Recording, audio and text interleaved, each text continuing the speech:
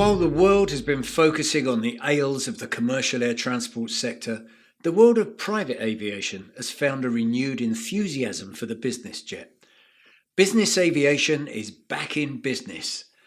But as we look back through May, where we normally have our focus on the industry centering around Geneva with EBACE, the European Business Aviation Show, and that brings all the major players and aircraft, but this year, of course, it's all been virtual. But we started the month with the Dassault's long-awaited 6X getting into its flight test program, with 2 aircraft now flying. But the French manufacturer topped that with the unveiling of its new flagship, the Falcon 10X, which goes head-to-head with Bombardier's Global 7500 and Gulfstream's G700. Now, these are competing at the very top of the private aviation market with ultra-long distance, wide spacious cabins and fast jets. The virtual unveiling of the 10X had all the pizzazz you would expect from Dassault, and the aircraft itself looked amazing. The Falcon 10X is powered by 2 Rolls-Royce Pearl engines. It's going to have 7,500 nautical mile range, and the cabin cross-section is larger than some regional jets. Certainly it appears to have the most spacious cabin of any purpose-built business jet. The range of all 3 of these ultra-large, ultra-long range are in the same ballpark and will get the VIP or corporate giants anywhere in the world in a single hop.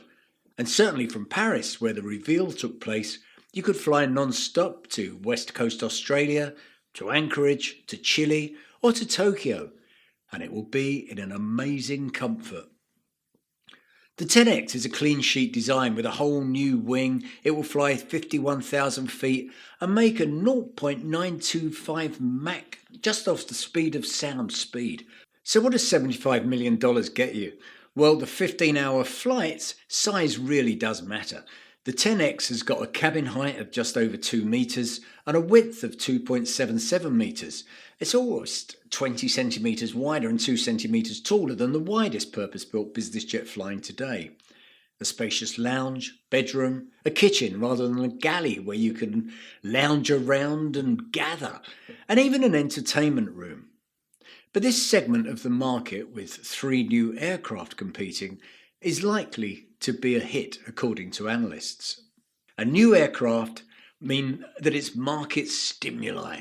It's so good times to come? Well, at the virtual EBACE conference, some of the leaders of the business aviation majors agreed that was.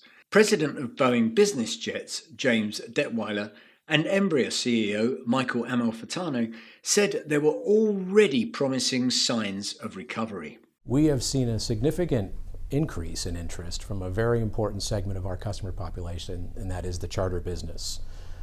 I've read reports that over 1 million people for the first time traveled on private jets in the year 2020, and they now see the value of chartering a private jet for both work and leisure purposes. During the pandemic period, business aviation fared very well, and the industry has proven to be resilient. Business aviation, as you know, presents less touch points to its users, so in turn, we have seen more first-time buyers than ever before, while corporations are also experiencing renewed interest in private aviation. The post-COVID return is encouraging across the world. United States private jet company Wheels Up reported a 68% jump in first quarter revenues and a 56% increase in active members, as growing wealth creation and pandemic fears continued to drive demand for flying privately. In Dubai, they've seen a tremendous growth. Dubai South has just announced this month that through the VIP terminal, they've had a record 4,900 movements for the first quarter of 2021. That's way more than even 2019, which was only just under 1,700. And in India, private jet operators have registered an increase in the number of flights every successive month since last October.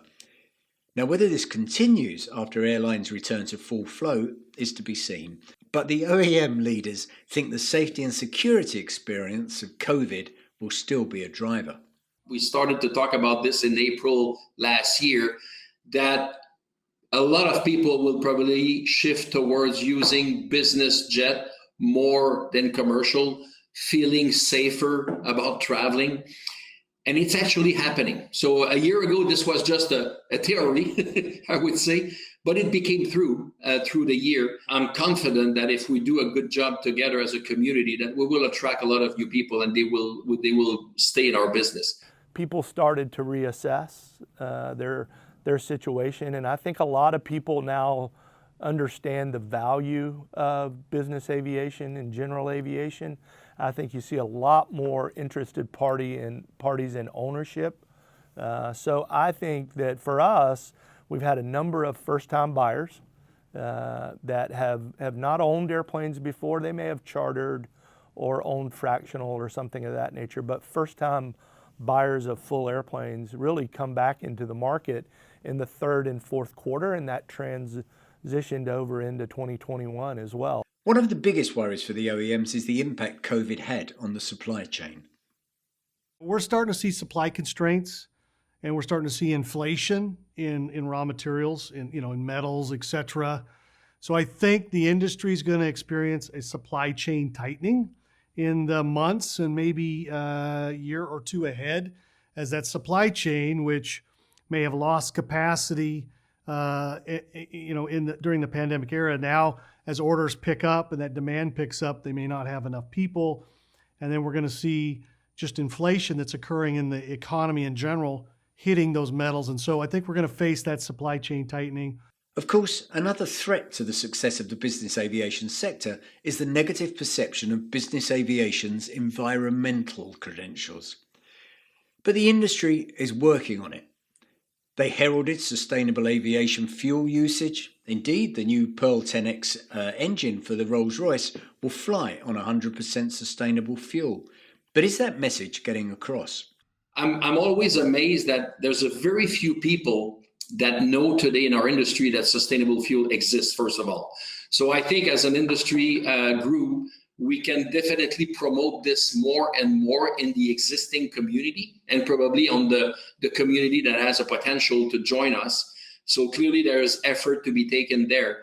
And after that, I think the effort is about availability of those sustainable fuel that are possible to be used on pretty much every single airplane. We at Airbus have always been committed to leading the decarbonization of our industry. Our ambition is to be the first to bring a zero-emission aircraft to the market by 2035. ACJ, of course, is part of this strategy and will benefit from the Airbus technology breakthrough. Then, we believe that SAF has the potential to become a major driver for CO2 reduction. Really being able to offer in a short-term period of time greener aircraft, taking into account all that global warming environment, is a huge opportunity. We have to reinvent our business. We have to be responsible. We have to be pioneers again. I mean, aviation has always been a business of pioneers. Every airplane that we've built in the last 20 years is more efficient, and more efficient in a number of ways, not just in the fuel that we burn and the efficiency of engines, but the aerodynamic efficiency. Many of the systems that we've built, like synthetic vision and things of that nature, that help the airplane be more efficient, not just safer, but more efficient, are huge contributors to that sustainability effort. And we've actually carried it over into manufacturing as well, eliminating waste as we build airplanes. Because of 3D modeling and some of the robotic tooling that we use today, you can build a wing virtually defect-free now with virtually no waste. It's not all been plain sailing, of course.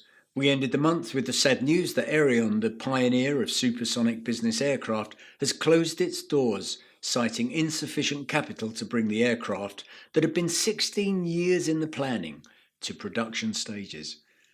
But the business goes on, and there is optimism. So the pandemic was challenging last year, but I think it has created for our industry an amazing opportunity looking forward. As border reopen, we probably anticipate a bit of a surge in when border reopen all at the same time. We know that more than 80% of the people who can afford flying private are not doing so. We observed during the pandemic that some of these individuals or corporations are starting to fly privately. This is very good news for our industry. It is highlighting how much business aviation is bringing freedom to fly with whoever you want from point to point in a safe and comfortable way. The outlook for aviation is strong.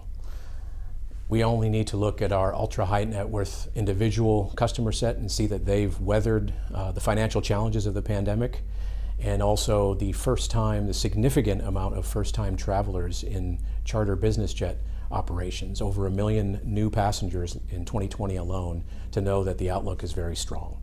So plenty to go on, and with business aviation operators taking a serious look at the urban air market, it's all to play for going ahead. Well, don't forget, you can see a lot more about business aviation and urban air mobility on our website, wearefin.com, and please do subscribe. Thanks for watching.